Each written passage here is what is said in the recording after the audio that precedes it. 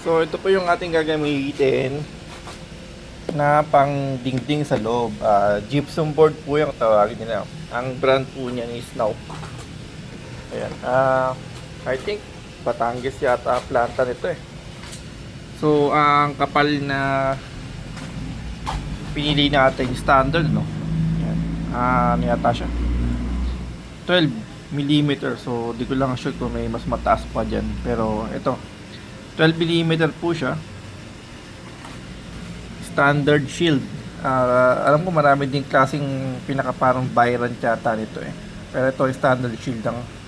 No. So ito po ilalagay natin pang ano, pang dingding niya sa loob. So hindi na yung share board na ano. So ginamit lang natin yun pang kisame saka pang ano, pang flooring. So ganito ang texture niya sa loob, no?